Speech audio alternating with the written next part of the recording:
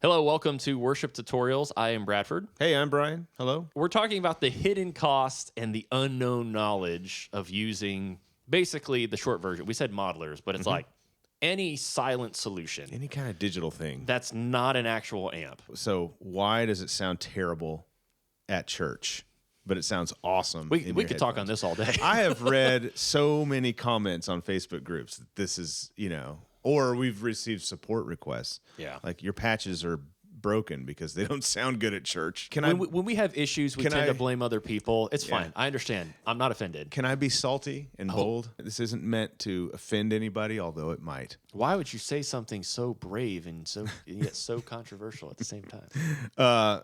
Here's the biggest reason why your patches, your unit doesn't sound good at church. I think I know where you're going. And but it does, like in your headphones or whatever, is because in many, I hesitate to say most, but I suspect most, probably most, in many churches, the sound system is installed by people who don't really know what they're doing and don't know how to properly install a live sound system. Which very well could be because that place is just trying to it's save a volunteer. money, or they don't know what they don't know. They don't realize it requires a lot of, or it's like knowledge. Somebody said, "I'll do it," and and that's great. People mean well. It doesn't mean that they know what they're doing. Yeah, right. They haven't had training or experience, and so you've got a sound system, and often it is done on a shoestring budget, so you don't have very good equipment to begin with. Yeah, we want it to sound like $1 million. Yeah. But we only have 1,000. And this is just the reality of life and many churches and things. It's like we don't have unlimited resources or people that have like all this technical knowledge, right? So you've got a sound system that doesn't sound great to start with because the equipment isn't very good, and then you've got it is being installed by people who really don't know what they're doing, and then it it is being run by people who might have less of an idea what they're doing. And so all of this together, it's a perfect storm, if you will. Perfect storm.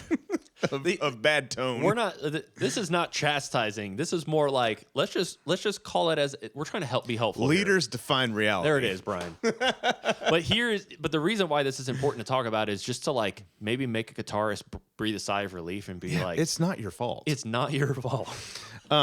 So you've got, all of this working against you at a church, right? So some suggestions on how to mitigate this. The first thing we always tell people is have a good relationship with the person running sound at your church. Like, be a friend, be nice, be kind, be understanding.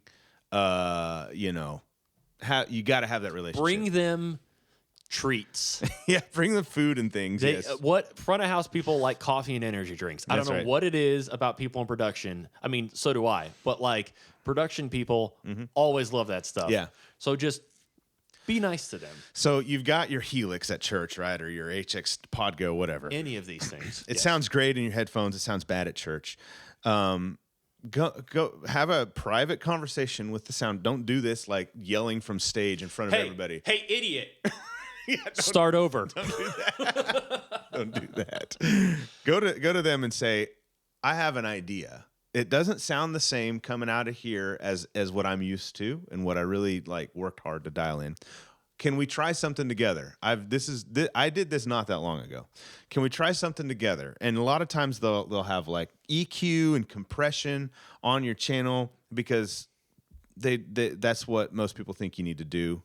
And in many cases it is, but it can be helpful. But not before you actually hear the source that's coming through. Yes. So say, can we take everything off my channel? No EQ, no compression. No nothing. Let's first properly set the gain stage. And once we do that, can we just listen?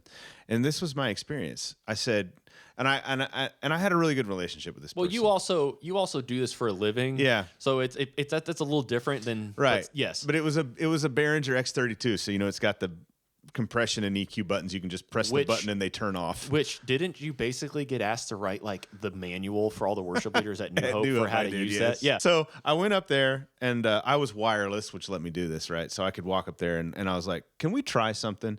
Can we just turn these things off and see what this sounds like? And I turned it off and I played the chord and I was like, the guy looked at me and I could see in his eyes, like, it's the first time he'd ever heard tone in his life.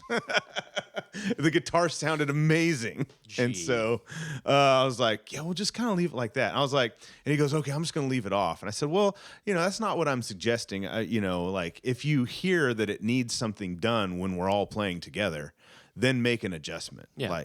But that's the point of EQ and compression. Because compression keeps you from being like too. Actually, a lot of people think compression keeps you from being too loud, but when done right, it also keeps you from being too quiet. Yes, it evens everything out. Like when you think about it that way, it's like, Yeah. this is kind of cool. You mean to tell me that you want to make sure I don't get too quiet in the mix? I'm in.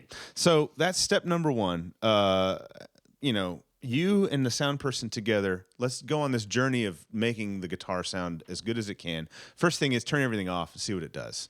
And that might solve a lot of problems right there. But the other thing that you have to understand is, yes, it might be, not high quality equipment installed by people and run by people who don't have a technical knowledge of how to do it well. And it's not their fault. It's because they've just never been taught or don't have much experience. They're volunteers. They've offered their time, and that's a good thing.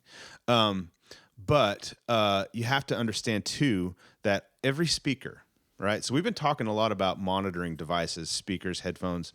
Anything that amplifies the sound and lets you hear it is going to color things in some way or another. And even if there's somehow to guarantee it doesn't, it still does.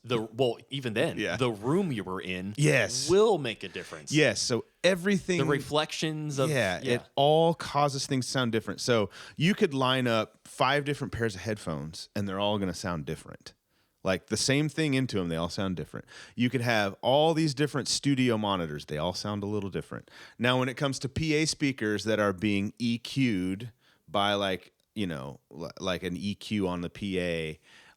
tuned for the room. They're all going to sound different. Every room is going to, like, reflections, bass trap, all these kinds of things. It's all going to sound different. So understand that every room you play in is going to sound a little different. All these speakers are going to sound different. And your glorious sounding tone in your headphones is going to sound different in the room.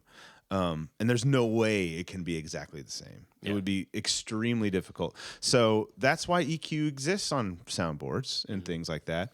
But it is a good idea to, if you can, take your modeler to church and play your stuff and maybe make a copy of your patch and call one home and one live. Yeah.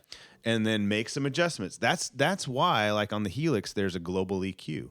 So you can use the global EQ for different venues, right? So then you can EQ your patch without changing the patch, essentially. Yeah. But it's probably better just to make a new patch. The only reason we suggest normally not to use the global EQ is because people often forget. Yeah, it's on and you forget it. And you forget, and you're like, why does this sound so? It's like, well, the last room you played in had this weird like mid thing going on. So you cut mids and now you lost all the body of the guitar in this other room you're in. Yeah. It's the same thing with the sound person.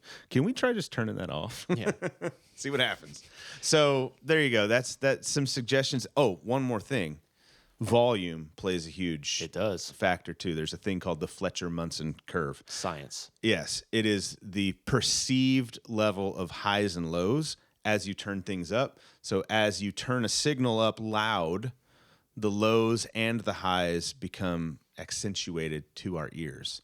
So it's not like they're actually adding lows and highs, but the way we hear it sounds like more lows and highs. Yeah. So if you play quietly most of the time and then you go somewhere and they crank you, what church cranks the guitar? That doesn't happen. If yours does. if my man Gene is running in front of house at Hope, there you go. I am loud. So he's a guitar player.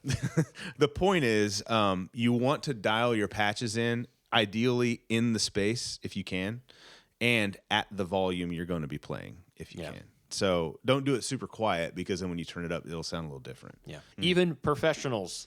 Yeah. Like who tour deal with this night after night. If you watch like some of the Premier Guitar rig rundowns, you'll occasionally see people doing their rigs, and they talk about, like, I remember Jason Isbell. He has some of his stuff. He has some like Chase Bliss pedals sitting on top of his rack, and he goes, "Yeah, I just every night I come in here and I adjust a couple things based on how the room sounds." Yeah, professionals who tour, who have techs, they have to, and professional front of house engineers, even they make adjustments to the rig based on the room. They'll adjust reverb, how big it is, how small it is. They'll adjust how drive sound, how amps are EQ'd, all that stuff. Yep, because the room changes things. Yes, it does. So we could get way deeper into this. If you have specific questions, we have some thoughts on like what a follow-up video could be. But if you have something specific you'd like us to talk about, drop it in the comments and let us know. This is a new style format video too. Yeah, we thought that maybe this might even be a podcast. At this point, it might as well be. It's long enough. You start sharing stories, and it's just but that makes it fun. We're human. We're not robots.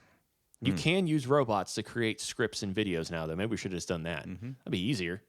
Anyways. Yeah. ChatGPT. Thanks for joining. We'll see you next time. Bye-bye. Bye.